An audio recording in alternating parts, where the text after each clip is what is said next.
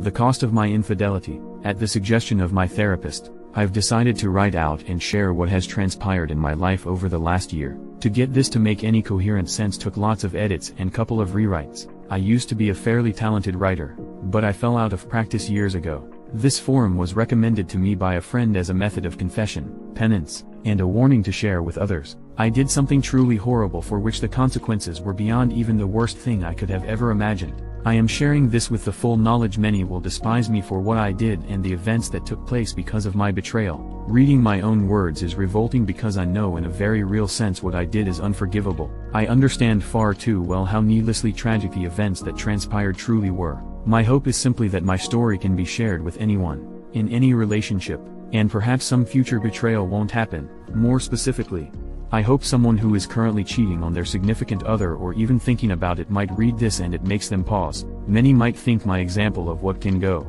wrong being unfaithful is an extreme rarity that seldom occurs. I've been told by people far more knowledgeable than I am that my situation is sadly far from unique, but I'm willing to take the hate I will receive by sharing this, if it keeps even one person from breaking the heart of someone they love. I am a 28-year-old female, and I was married to a wonderful man I will call William. 8 months ago, my husband confronted me with proof I had been both emotionally and physically unfaithful. A few days after he confronted me about my infidelity, my husband committed suicide. I realize just typing those words out has caused people I don't even know, to hate me.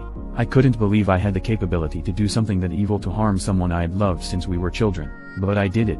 If you'd asked either me or William if either of us would ever be unfaithful, we both would have laughed. But to my own shock and surprise I allowed myself to lose focus and strayed. I knew it would destroy him if he ever found out. But I took the heart of the man I loved and crushed it so cruelly he couldn't endure the pain of this life anymore. Those of you thinking right now that I don't deserve to be breathing, I agree with you. I agree with you so much. I've attempted on 2 occasions to make that a reality. I'm assured there is a reason I'm still here. For the moment I've convinced myself that the longer I live, the more I suffer, and I don't deserve the mercy of a suicide if we're being honest. William and I grew up together. I can remember my very early youth, and at no time in my memory did I not know William. We were in the same Sunday school classes, public school classes, and our families had been friends long before he and I ever came along. He could always make me laugh. Kids can be mean, but William never was. I realized I thought he was cute in 6th grade. It wasn't an official crush until high school. William and I had been our one and only loves from early high school all the way through college together. We were best friends and cherished each other so much. After graduation we took a year to get good stable jobs near our families and decided to get married. We took vacations together. We made love at any moment we got the chance. We were ravenous for each other. The only time tax was of the table was during that time of the month. But we'd make love for hours. Beautiful moments of passion. And I threw it all away for something tawdry, cheap, and worthless. We were planning to have children. We knew their names. We were both virgins. He was my first everything and I was his first everything. Part of me wishes I could say I had a drunken one-night stand. Tried to keep that from my husband, but he found out. No, I got emotionally and physically involved with a man who was inferior to my husband in every way, shape, and form. I didn't even consider the possibility that a friendship with another man could lead to an attachment forming. My husband and I had a strong marriage, as foolish as that sounds to say now. We really did. My husband was the epitome of strength. I was the one who was weak. Though before this, I considered myself a strong woman. It's just that no one ever told me that while our relationship was so very strong, no relationship is bulletproof. There is not a day that goes by that I don't wish someone had walked up and shot me the minute before anything I did became secretive. It is an indisputable fact the world would be a far better place with my husband here and alive instead of me. There is no rationalizing away truth like that. I had so many chances to stop it before anything happened, and I had absolutely no reason to allow anything to happen. After a brief and heated conversation, he walked out, and I never spoke to him again. I tried to contact him in any and every way I could think of. My God, I tried to reach out so many times just to let him know that I am truly sorry, just to know I hate what I did. My texts to him never showed anything but an unread status to me, so I doubt he read any emails or heard any voicemails either. But everyone said I needed to give him space and time to think. 2 nights after William confronted me, at 3:17 a.m. there was a loud knock at the front door. I turned on the lights. I thought at first it might be someone in a drunken stupor wanting to curse me out or worse. Then there was another loud knock, and I threw on a hoodie before heading to the door. When I opened the door to see two policemen, I knew they could have been there for many things, but I knew in an instant why they were there. Their words telling me that my husband's body had been found due to an apparent suicide destroyed me. I dropped to my knees and wailed a shriek of agony. I tore at my skin and hair as the police tried to calm me down. By the time the EMTs got there, I was sitting on the steps rocking back and forth repeating that I was so sorry. Yeah, there was no way I was making it to the funeral even if William's family had allowed any of my family to attend. I was kept sedated for days. The first thing I wanted to do when I got out was visit William's grave, but nobody knew where his parents had him buried. They had every right, but that cut deeply, and I tried to cut deeply that night when I tried to take my life for the first time. I've now been hospitalized twice for attempted suicide. Not asking for pity, in fact I don't want it. Nothing can take this heartache away, and nothing can even numb it. Part of me wishes I had somehow forced him to see me just for a mere moment to tell him how sorry I am and that I knew our marriage was over, but I didn't get that. No, I didn't deserve it, and I have to face the fact that what I did was in fact so vile that making my husband see me might have forced him to take his life even sooner. Many people have said to me my actions were what led him to take his life. I don't think there is any doubt. Until that horrible day he'd been so unbelievably happy. We both had been. He left no suicide note to verify I was his cause of death. But we had been so happy. We loved spending nearly every moment together. To go from that kind of bliss to that kind of grief in such a short span of time ended him. I ended him. My words, actions and thoughts betrayed us both. Regret doesn't kill you. If it did, I would have died before my husband ever confronted me. When COVID hit, William and I quarantined together. I was fortunate enough to teach for an exclusive private school. The benefactors assured us our salary was paid as long as the need for isolation persisted. William worked from home and made a lot of progress on a project he was placed in charge of. The entire world was worried and afraid, but we had each other, and we so enjoyed making the most of it, watching movies in bed, feeding each other food, playing like two little kids. I am utterly, truly, completely sorry to those that lost a loved one due to that horrible disease. What the world went through was a literal plague upon humanity that caused so much needless death. But my husband and I got closer in those weeks than we ever had before, and our bond had been strong. We joked about how so many people were hating having to spend time with family or God forbid their wife or husband. We simply couldn't get enough of each other. After the first month we had to agree to limit text to once a day for about a week. Our only argument the entire quarantine was about having to do laundry just to put clean sheets on the bed yet again. And I cheated on that man, which drove him to exit this life due to my evil actions. A man I had such a close bond with. I was an idiot in so many ways. But for me to think because of that bond, no temptation was enough to get me to stray was idiocy. I hate myself in so many ways for so many reasons. But knowing I had it all is the most difficult pill to swallow. My affair was atypical of most in many ways. Some aspects of the relationship and betrayal were slightly less vile. Some were colder and even more evil. The man I had an affair with I will call Paul. I first encountered him in group Zoom meetings during the pandemic. I found him brash and smug with no valid reason to act that way. He was the school's lacrosse coach, and I remember in those Zoom meetings being glad that as an English teacher I would have to interact with him very little. The first time we met face to face we shook hands and had some small talk.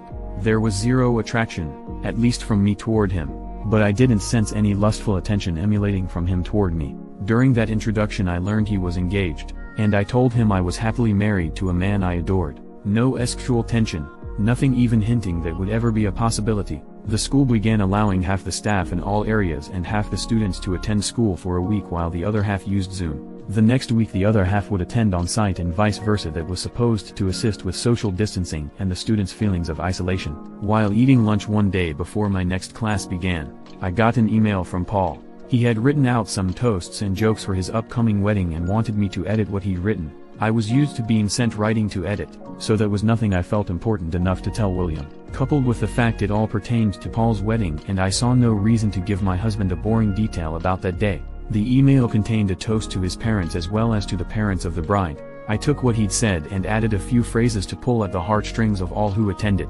The jokes directed at his brother, the best man, were absolutely hilarious but a little vulgar for my liking at a wedding.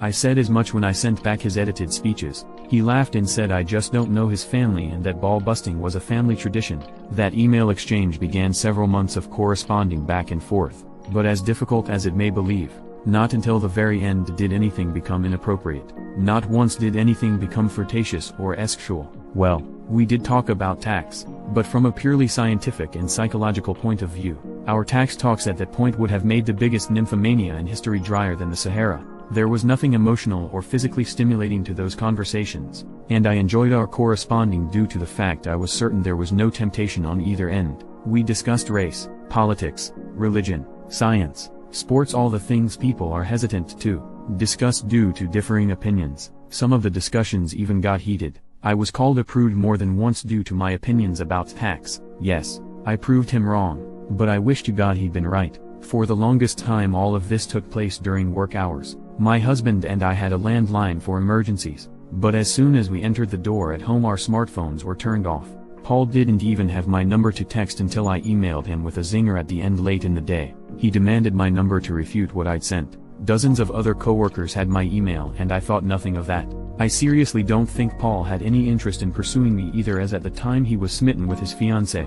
But about a month before their big day Paul found out his girlfriend had been carrying on an affair with her high school boyfriend for over a year. He was in shock and deeply hurt by the whole situation. I unwittingly became his person to vent to. I don't know where in our string of conversations that things crossed a line, but I began to feel truly sorry for Paul. I truly despised his fiancée for what she'd done, and I saw nothing wrong with that. But after a particularly rough night for him he came to school looking frazzled and I could tell he'd been crying. I gave him a hug and talked to him a bit. He asked if I could stay after school to talk, since I had a couple hours after work each day before William got home. I agreed. In hindsight I realize now what drew me into my conversations with Paul was a different opinion. William and I had discussed most any topic two people could discuss. I knew before his reply what William would say when I asked him a question the vast majority of the time. I guess I wanted a surprise when I talked or verbal conflict. It was stupid, pathetic, and weak, but that is what led to the affair. Things with William were ideal, and we spent every available moment together. I had mentioned a co-worker named Paul in passing to William, but as there was truly nothing going on, I didn't expound upon anything and he saw no reason to pry. When Paul started seeing a new woman, I felt no jealousy and honestly only happiness for him. But William had to go out of town to a construction site in Tulsa for 3 weeks. While he was away, we FaceTimed every day and I missed him morning, noon, and night. But with sudden, spare time I found myself also texting with Paul just to pass the time. Instead of an occasional hour or two after school, Paul and I often had time to grab a bite to eat and a drink or two before heading to our separate homes. Oddly enough, the thing that led us to become physical was me being a klutz and the school nurse not working that week. I sprained my ankle one day walking up some steps to go get lunch. Since the nurse was not on site, I went to Paul assuming he as a coach had numbing spray or an ace bandage. He was working on my ankle when I happened to notice he had an apparent erection. I was a bit taken aback he was getting aroused in some way, until I realized from his position he could see slightly up my skirt. I have to admit for a moment I found the fact I was turning him on was stimulating in some way. I adjusted myself to see if a slightly better view would get him more worked up. He called me out on it. I laughed and told him he could work out his frustrations with his new girlfriend. Suddenly he kissed me, and I pushed him away. He kissed me again and I didn't. We made out for a few minutes before I realized what I was doing. I hurriedly got out of his classroom and made it down the halls to my classroom. I sat in disbelief of what had just occurred. I didn't plan for it to happen and I was certain Paul didn't either. I didn't know if I should call William and tell him that moment or wait until he got home that night. But when I talked to Paul after classes he apologized, urged me not to bring any conflict into my marriage and remain just friends. I didn't want to give William more to stress about as he was out of town and focused on his job assignment. After talking with William that night about how things were going in Tulsa I decided to wait and tell him when he got home. His company was having some issues with the client having the manpower to keep the project running smoothly. There were things William could not get done due to the delays, which meant he had to spend 2 extra weeks in Tulsa. Paul was there for me to discuss what had happened between us. I couldn't tell any of my women friends. I couldn't rely on any family members as they all rightfully loved William to pieces. I guess random strangers on a site like this would have been the best option had I known about it. But the person I was venting to was the very last person I should have been discussing it with. One Friday after work Paul and I went to a new restaurant near the school for dinner. We sat at the bar and had a few drinks as I explained how unsettled I felt knowing I had to tell my husband what had happened. He asked me how I thought William would take the news and I told Paul he might want to call in sick the day after. I told William just in case. He asked if I seriously thought William would beat his ass, and I told him no. But I knew it would mean the end of Paul and I conversing and messaging, and rightfully so. Paul confessed he didn't think he would have made it through his breakup if it hadn't been for me. I assured him I was glad to be of assistance and didn't regret helping him. When the realization our friendship would end sunk in, I think we were both a little depressed. I drank too much, he drank too much, and I ended up back at Paul's apartment doing a lot more than kissing. As soon as it was over, my conscience kicked in. Yes, it should have kicked in long before. But I knew beyond all shadow of any doubt my marriage was over and done with. William and I both had said society has allowed far too many second chances for people that didn't deserve them. Yes, humans do make mistakes. While we both believed anyone who cheated did deserve a second chance, it could never be with the one they betrayed. Life might give them the opportunity to love someone else again, but any opportunities with the cheated spouse was totally undeserved and detrimental to both parties. Things got very complicated when William arrived home from Tulsa. I happened to be having my period, so I knew there would be no intimacy between us, thankfully. Not in a million years would I have subjected my husband to any diseases. Regardless of how much I wanted to make love to William one last time, I couldn't allow that to happen. I wrote out a long letter to William confessing what I'd done and planned to give it to him after a face-to-face confession. To this day I don't know what happened for William to discover what was going on. For all I know, he had been monitoring my online conversation with Paul from day one.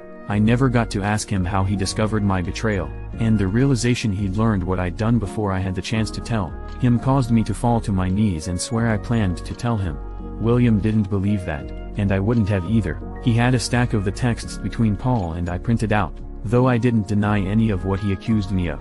That honesty came far too late. He packed a few things in a suitcase and left me on a Monday evening. Wednesday night he drove to a shopping center, parked his car, and took his own life. To know I had destroyed our relationship was torture to my soul like I'd never known. To know I'd even robbed him of a chance to find someone else to be happy with ruined me. The realization I didn't just end my relationship with William but every relationship he'd had or would have caused more guilt than I could ever express. I could go into all the things that have happened since William passed away, but a lot of it would be details far too many wouldn't truly care about. Suffice it to say, his family hates me and my family. My family was disgusted by my actions and continues to be to this day. Their love for me didn't die, but their disappointment and shame toward me will never end, and that's how it should be. No, the results were not anything I intended, but when choices are made that cause pain and suffering, we are still guilty for causing that grief. I see a therapist twice a week to try and work through things. I was introduced to someone through my therapist that is genuinely helping me sort through my feelings.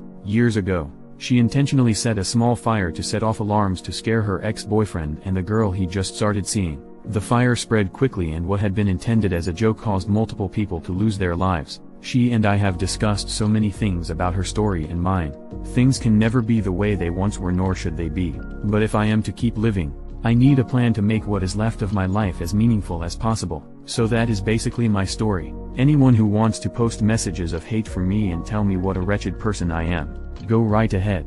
I won't be replying to it, but if it helps you get rid of any rage you have, make me your verbal punching bag. Those with specific questions I will answer as best I can, no matter how much some things may hurt to discuss or admit. For those that read this who have been cheated on, yes, many of you may have been intentionally betrayed, but those who had a significant other who was just as perplexed why they cheated as you were, listen to my story. It doesn't make one damn thing I did right, just the opposite. But if it helps you to understand that you did little to nothing to cause the infidelity, so be it. Those unrepentant cheaters, I hope you do read my cautionary tale and know that you have the ability to destroy. You won't just be destroying someone else, you will be destroying your relationship with many people and a huge part of yourself. I realize I have no room to preach to or judge anyone except myself. I just don't want anyone to find their William and lose them. I don't want anyone to sink to the depths I did or cause the pain and sorrow I did. And most of all, I want all the people who have great relationships to cherish it and never take it for granted. As humans, we are not immune to being able to be swayed under the wrong conditions and series of events. When we love someone, we carry part of their soul around with us. Just one betrayal makes it impossible for that person to hold that piece of you again. I had my husband's heart in my hands, and I now deserve the fact I will never again hold his heart, nor will he ever again hold me. This life has far too much pain without harming the very ones we love, and love is far too precious to risk on anything. TLDR, I cheated, which caused my husband to commit suicide mere days after confronting me. This is intended as a final response update. First, someone shared a link to a post asking if William posted it. William didn't have read it that I know of, and considering he's been dead a year, I doubt it was him. That was a sad story as well. I truly hope the OP did not take his own life.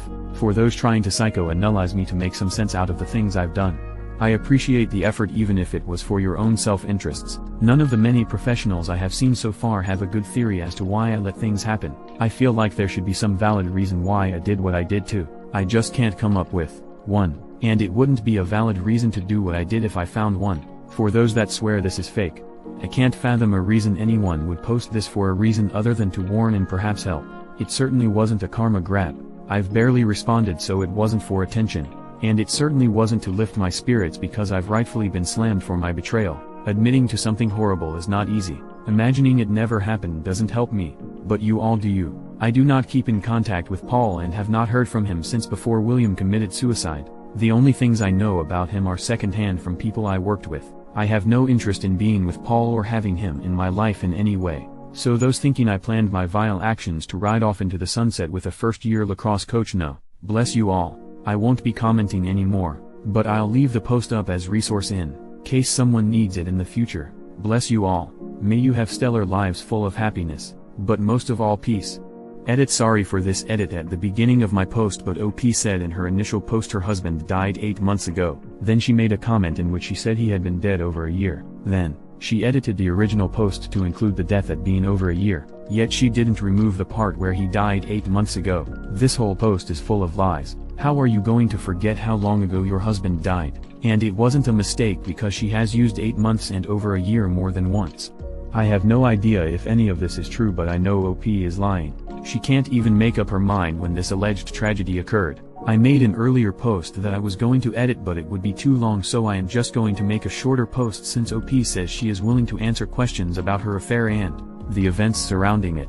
I've read through her post again and I am still not sure it's legit, but for the sake of argument I'll treat it as if the main points are true. OP starts off saying how she and her so loved being in lockdown, so much so they had to set a rule of having tax only once per day. She says this went on for months and her school paid her salary during this time even though she wasn't working. OP mentions Tulsa, so we know she is in the US. Lockdown in the US started anywhere between early April 2020 and May 2020, depending on the state you lived in. So let's assume she and her husband spent 3 months in lockdown and it started in April. That means she started going back part-time in July 2020. The stuff that led to the affair didn't start right away, so let's say it took a month or two to get going. So her emailing AP started in August or perhaps September. I realize this is a guess, but it's as accurate as it can be without further info from OP.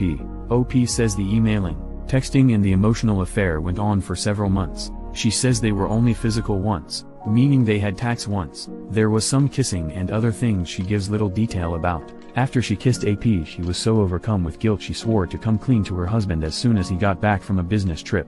She had no one to talk to about her problems with AP except AP Sai. So right before So was to return and OP was going to confess about the kiss, she decided to go out for drinks with her AP. Well, you guessed it. Instead of stopping with some kissing and probably a few make-out sessions, she goes back to AP's place and has tax with him right before her husband is due home. They both also decide that they don't want to lose their friendship, so they go have tax. So instead of some texts, emails and some kissing and making out, she has now had tax with AP. She also doesn't use birth control because her relationship with her husband is so special and he is just so perfect. So AP doesn't wear a condom. This would be maybe August, but more likely September. Notice she says he confronted her about her affair and committed suicide 2 days later. She says this was 8 months ago. We know 8 months ago was September 2020, so the timeline fits. OP says that their texts, emails and FaceTimes were never sexual. Yet the husband confronts her with a stack of emails and texts that obviously give away the affair. She says she denied nothing. So how were those emails and texts damning if they contained only normal conversations? Also, how did So find out about the tax that had happened only a few weeks earlier if all the emails and texts were innocent? She said she wrote him a letter but never gave it to him and he never read it. He was dead 2 days later. This doesn't add up. If all their communications were so innocent, how did So get a hold of enough texts and emails to prove the emotional as well as the physical affair? Answer: he couldn't have, unless she isn't being honest about the nature of their communications and the nature of their sexual relationship. OP says she lost focus and strayed. It happened so fast. like 2 or 3 months maximum. Yet she paints a beautiful picture of her perfect marriage and how much they enjoyed each other being locked down together. It makes no sense, or she went from near perfect marriage to having tax with a near stranger in 2 to 3 months. She even describes making love to her husband as beautiful moments of passion and says they'd make love for hours. This was just a few months before she was having tax with AP. Guess it wasn't that beautiful after all. So OP knows her affair will be over when her husband comes home because she's going to come clean, so what does she do? Goes out for drinks with AP to discuss their situation, then has tax with him, without a condom. She goes on about how strong their marriage was, how perfect he was, yet it all fell apart in about 5 months. If not for COVID, it probably would have only taken 2 months. Frankly, I think that letter that her husband never read probably said that she was leaving him for the AP. No one read it, and we have only her word as to the contents. If you're going to come clean about your EA and some physical acts as well, do you sleep with UAP a few days before your husband comes home? Is that what someone does who is trying to save their marriage? OP says she knew that just kissing AP would ruin their marriage. If they loved each other so much, they should have been able to work through a kiss and an EA. Instead, she makes sure to kill the marriage by having unprotected tax with AP right before the husband comes home. Of course, OP ends up lying to her husband when he comes home, but it turns out he's known something is up for a while now. I truly believe her letter was a breakup letter. She was leaving her husband for AP and doesn't want to look any worse than she already does, so she makes up this story that doesn't hold up. OP's husband leaves, and 2 days later he is dead by his own hand. According to OP, she wailed a shriek of agony when the police showed up to tell her about her husband. OP then goes on to say just how atypical her affair was, which is total horseshit. Her actions leading up to and during the affair are so typical it's cliché. Everything she did, from cheating on the perfect marriage, the perfect husband, to not being attracted to AP, to making a mistake. Basically, it was a masterclass in cliché. Typical affairs. Even the cruel way the AP baits OP into the physical affair was just childish. First, AP accuses OP of being a prude, so of course she has to prove him wrong. Then they talk about tax a lot, and finally they kick off their physical affair with some slap and tickle in the school nurse's office. It's like a Cinemax movie. OP went to bars and restaurants with the AP. She also took to staying after school with her AP or going places together since the husband didn't come home today, I learned much later. Finally, OP wants to send a message with her post, warning others not to repeat her mistakes. Yeah, I guess. The problem with advice from this woman is that she never came clean, never confessed, and hurt her husband so badly he left this life. I suspect that if the husband were still alive, the OP would have likely have divorced him and taken up with AP. Who knows, maybe I am completely wrong and OP can correct me on how all of this is way off base.